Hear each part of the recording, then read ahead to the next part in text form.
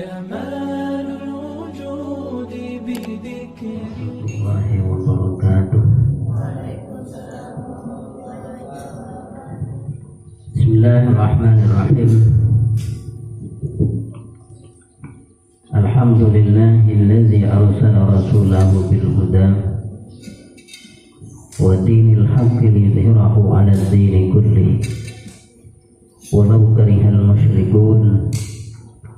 اللهم صل وسلم وكرم ومجد وعظم على سيدنا وحبيبنا وقرة أعيننا ومولانا محمد وعلى آله وصحبه أجمعين. أما بعد،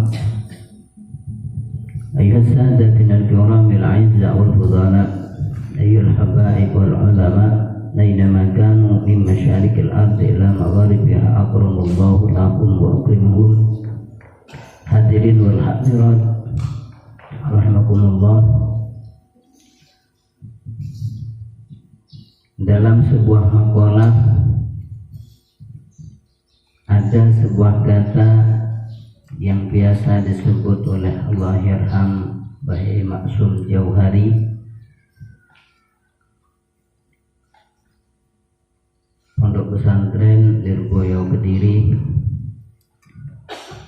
dan beliau sebagai pendiri Pagar Nusa, beliau sering mengatakan iskariman au mutsyahidan, hidup dengan mulia atau mati karena membela agama adalah mati syahid. Hidup dengan mulia berarti kita harus mempunyai ilmu agar kita bisa mendekatkan diri kepada Allah Subhanahu wa ta'ala. Karena kata Allah, wa ma khalaqtul jinna wal insa illa liya'budun. Tidak akan saya ciptakan manusia, jin dan manusia kecuali mereka untuk menyembah. Agar kita menyembah kepada Allah diterima oleh Allah, itu didasari dengan ilmu.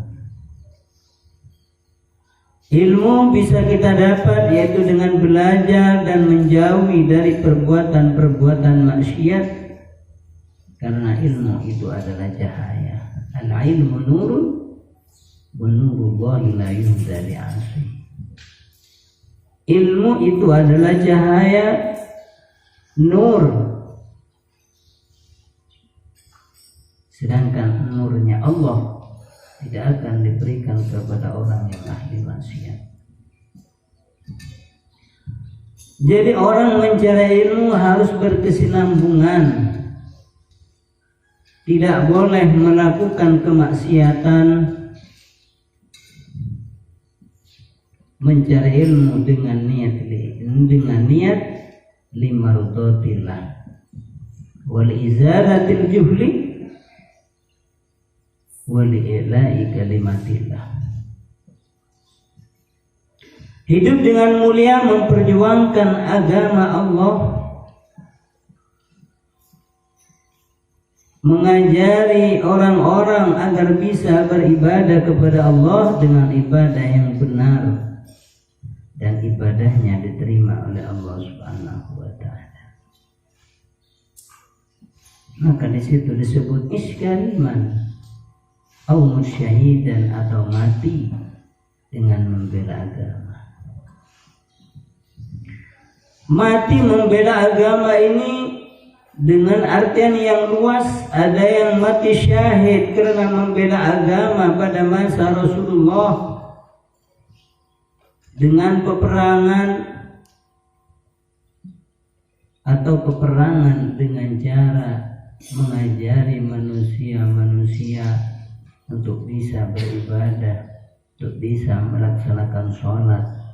Itu juga termasuk peperangan. Dan ada lagi peperangan, yaitu memerangi hawa nafsu.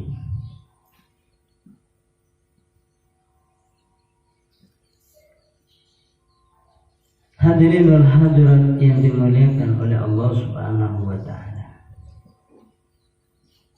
Sebentar lagi kita akan memasuki bulan Rabiul Awal, bulan kelahiran baginda Rasul Muhammad sallallahu alaihi wasallam. Di bulan kelahiran Nabi kita harus sanggup memperbanyak baca sholawat.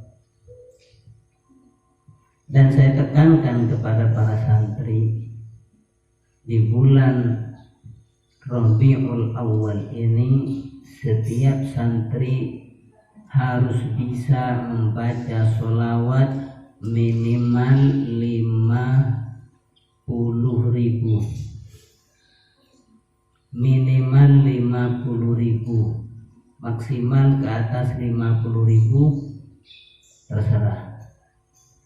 Pokoknya mulai hari Ahad, mulai start baca sholawat 1 bulan ini harus minimal 50.000. Terserah mau sholawat yang mana saja, mau sholawat nariyah boleh, sholawat munjiyat boleh, sholawat tibbil qulub boleh, atau sholawat yang pendek boleh, sallallahu ala sayyidina Muhammad boleh, atau biar lebih pendek enggak usah sayyidina, terserah, sallallahu ala Muhammad, sallallahu ala Muhammad, sallallahu ala Muhammad, terserah. Tapi yang sempurna sallallahu ala sayyidina Muhammad, sallallahu ala sayyidina Muhammad. Mau pendek lagi enggak bisa lagi, itu sholawat sudah paling pendek. Tidak ada sholawat mat. Sallallahu alaihi wasallam. Setiap hari baca, baik di jalan atau di pondok atau di mana terserah. Yang penting 1 bulan 50.000 setiap santri. Masing-masing santri, mau di mobil kek, mau di sepeda motor kek, mau sepeda engkol kek, mau sepeda ontel kek, mau naik teke kek, terserah. Yang penting 50.000 1 bulan. Sallallahu alaihi wasallam, sallallahu alaihi wasallam. Itu aja. Kalau semalam bisa 10.000 berarti hanya 5 malam selesai. Terus ditambah lagi bagi yang sudah tidak sekolah, yang sudah tamat, yang sudah ngabdi, setiap pagi setelah sholat, setelah wiritan, atau setelah duha, atau setelah setoran, yang penting pagi, selama 40 hari harus membaca Simtud Duror sampai hatam, ya dari awal sampai doa, baca masing-masing selama 40 hari. Yang sudah tamat, yang sudah mengabdi, paham? Dengar? Kira pura tak dengar. Jadi semuanya santri masing-masing 50.000 dalam 1 bulan harus selesai sholawat. Kalau bagi yang mengabdi, yang sudah tamat, selain baca 50.000 sholawat, ditambah baca sholawat habsi setiap pagi selama 40 hari. Tidak boleh telat, tidak boleh hilang. Misalnya 1 hari tidak baca, ngulang lagi dari awal lagi. Sudah 30 hari baca sholawat habsi, namun 1 hari tidak baca, ngulang lagi dari awal lagi. Ini bagi yang sudah tamat. Apa hikmahnya? Banyak hikmahnya. Kalau ingin jadi orang sukses, ya baca itu. Sholawat 50.000, sholawat habsi 40 hari setiap pagi, tidak boleh hilang satupun. Paham? Mulai kapan? Dari tanggal 1 Rabiul Awal tanggal 1 Maulid, yakni hari Ahad ini. Hari Ahad mulai pagi dimulai yang sholawatnya mulai malam Ahadnya sudah bisa dimulai. Yang penting 50.000 minimal. Insya Allah nanti setelah pulang ke rumah masing-masing jadi orang yang sukses. Jadi orang yang barokah. Orang yang disegani oleh kawan. Ditakuti oleh lawan. Hadirin wal hadirat talibin wa talibat yang dimuliakan oleh Allah Subhanahu wa taala. Berhubung saya masih banyak urusan, agak sibuk, ya bukan sibuk, menyibukkan diri. Jadi mungkin cukup sampai di sini. Cuman pesan saya, sholawatnya jangan lupa 50.000 kali minimal.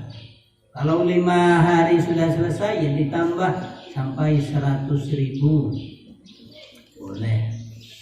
Bagi yang ngabdi yang sudah tamat, jangan lupa setiap pagi baca sholawat habsi. Ini mau saya kasih contoh. Kasih contoh tentang sholawat habsi yang 40 hari.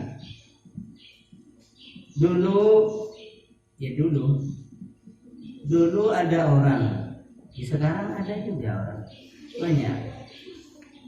Ya kan biasa orangnya cerita, dulu itu ada orang. Ya, saya pikir sekarang juga banyak orang. Ini hikmah sholawat habsi itu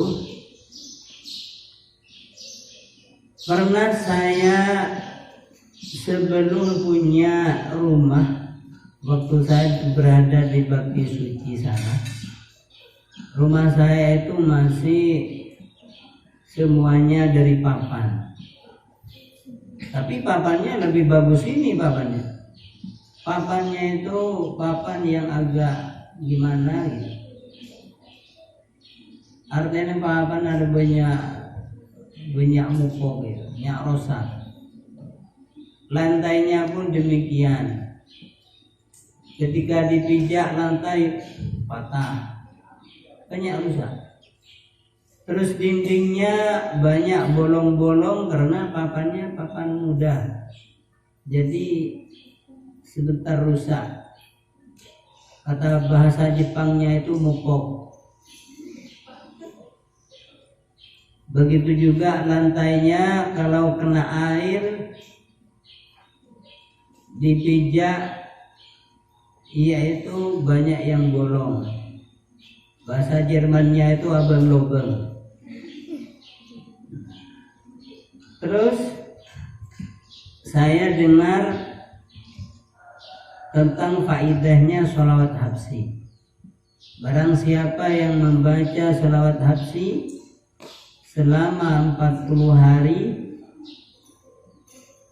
tidak ketinggalan 1 hari pun, insya Allah apa yang diniati dikabul oleh Allah dan diberi hajat dunia yang dihajati akan dikabul oleh Allah dan akan diberi rizki dengan jalan yang tidak disangka-sangka. Wa yarzuqullahu min haitsu la yahtasib. Allah memberikan rizki dengan jalan yang tidak disangka. Dan hartanya akan semakin meningkat. Dan kesuksesannya semakin meningkat. Jadi pada waktu itu saya baca Suntut Duror dengan Bu Nyainya, tapi membacanya masing-masing, tidak berjemaah. Baca masing-masing berdua dengan Bu Nyainya di rumah. Baca sholat habsi berduaan, duduk berduaan, tidur pun berduaan. makan berduaan, semuanya berduaan. Baca surah Tafsir setiap pagi, baca sampai 41 hari. Nah, setelah baca, alhamdulillah, tidak lama saya bisa bangun rumahnya di Bakti Suci sana. Setelah bangun rumah selesai, saya bisa beli sepeda motor yang sekarang dipakai. Karena dulunya saya pakai sepeda ontel. Sepeda ontel itu tahu enggak? Sepeda ontel itu merek Star. Artinya tarje baru berangkat. Enggak tarje. Setelah sepeda ontel saya pakai sepeda motor Super Poswan, Super Deluxe dimodif Poswan. Namanya Super Poswan. Agak gaya sedikit namanya. Padahal Super Deluxe tahun 70-an. Motor saya dulu pertama Super Deluxe tahun 70-an. Ya, sedikit mati. Kemudian setelah itu beli motor apa namanya itu dulu, motor itu profile. Nah, baru setelah itu beli Jupiter ini. Alhamdulillah, setelah baca sholawat Habsi, bisa bikin rumah, bisa beli sepeda motor. Sampai sekarang masih ada, rumahnya pun ada, motornya pun ada. Terus demikian dan demikian. Itu salah satu hikmah dari membaca Simtud Duror setiap pagi selama 41 hari. Nah, kalau yang belum tamat, misalnya yang belum mengabdi mau baca silahkan, tapi tidak menjadi tekanan. Bagi yang sudah tamat, yang sudah mengabdi, ini ditekan untuk membaca Simtud Duror selama 41 hari. Ditambah dengan membaca sholawat 50 kali dalam jangka 1 bulan harus selesai. Paham? Hadirin wal hadirat, mungkin sampai di sini saya akhiri. Wallahu muwaffiq ila aqwamit thoriq. Assalamualaikum warahmatullahi wabarakatuh.